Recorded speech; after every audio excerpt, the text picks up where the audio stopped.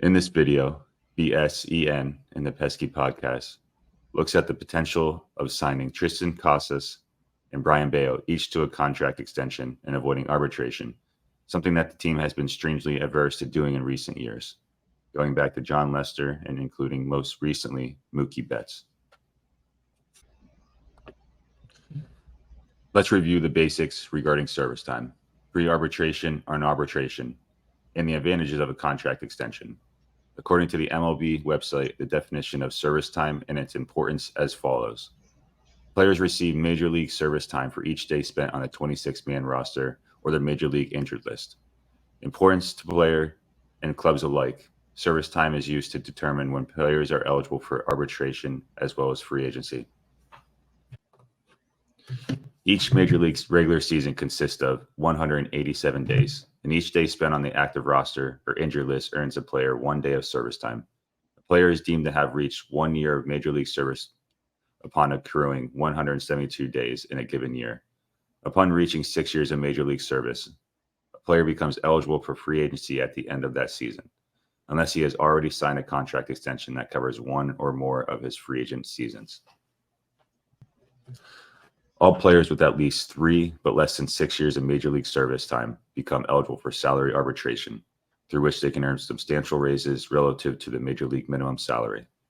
Additionally, Major League Baseball each year identifies a group of players that ended the prior season with between 2 and 3 years of Major League service and at least 86 days of service in that season, and designates the top 22 as arbitration eligible.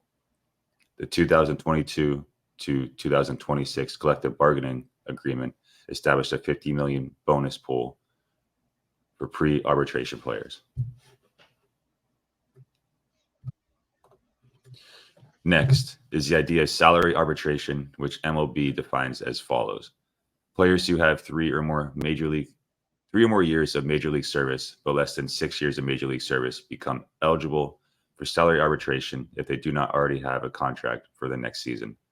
Players who have less than 3 but more than 2 years of service time can also become arbitration eligible if they meet certain criteria. These are also known as Super 2 players. Players and clubs negotiate over salaries, primarily based on comparable players who have signed contracts in recent seasons. A player's salary can indeed be reduced in arbitration, with the 20% being the maximum amount by which a salary can be cut.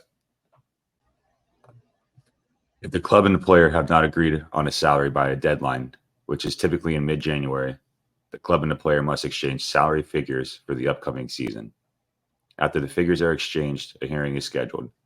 If no 1 year or multi-year settlement can be reached by the hearing date, the case is brought before a panel of arbitrators. After hearing arguments from both sides, the panel selects either the salary figure of the like player or the club, but not one in between, as the player's salary for the upcoming season. The week prior to the exchange of arbitration figures is when the vast majority of arbitration cases are avoided, either by agreeing to a 1 or multi-year contract.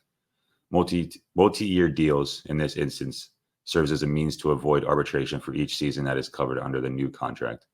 Once a player becomes eligible for salary arbitration, he is eligible each offseason until he reaches 6 years of Major League service time. At that point, the player becomes eligible for free agency. Now back to Bayo and Casas. These 2 players are the first wave of a growing list of homegrown talent that will reach the majors in the next 1 to 3 years. The team has recommitted itself to a total rebuild of the minor league system, and by doing so are looking to build a system that provides a sustainable pipeline of players that over time will control costs and avoid the need for costly acquisitions by free agency. The key to this entire process is to sign these players that are viewed to play a significant role in the franchise's future to contract extensions prior to arbitration, a practice and skill that teams like the Atlanta Braves are extremely adept at doing. Brian Bayo is starting to look like he would be a top-of-the-rotation starter. In 2023, he pitched 157 innings and struck out 132 batters over his 28 starts. His offseason prior to last season, with Pedro Martinez as a mentor, paid incredible dividends in his development.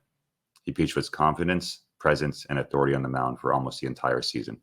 Clearly, Bayo has a high ceiling In an era that lacks an abundance of good frontline starters, the Red Sox finally have homegrown talent that other teams covet.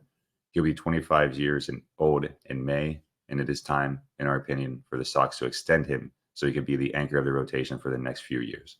If anything in this 2003-2004 offseason has shown, not having a pipeline of quality pitching prospects in your own organization leads to expensive free agent signings and expensive trade opportunities in terms of other valued organizational assets. Tristan Casas is going to be a force at first base for a long time.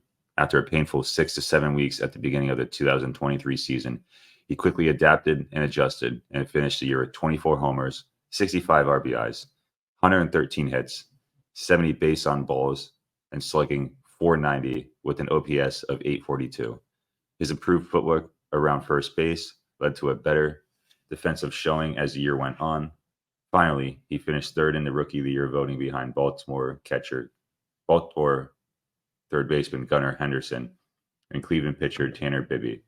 The 24-year-old is primed to take another leap forward in his development this year and should quickly become one of the most feared sluggers in the American League. Like Bayo, this is a great time to buy out his arbitration years and allow him to rejoin teammate Rafael Devers as a potent corner infield piece for this team for many years to come. If indeed the team is focused on building a sustainable player development system that consistently feeds the major league club, then it must reward the efforts of the players that have demonstrated the team's faith in them was warranted. As we noted earlier, this is the only beginning. Soon, the likes of Mayer, Blease, Teal, Anthony, Rafaela, York, Gonzalez, Abreu, and a recently acquired Vaughn Grissom will all be arriving to the big leagues, each making contributions to this team, and each of them could prove to be worthy of an extension. It's time to build long-term excellence. Extensions of Bayo and Casas would be a great step forward this offseason and for years to come.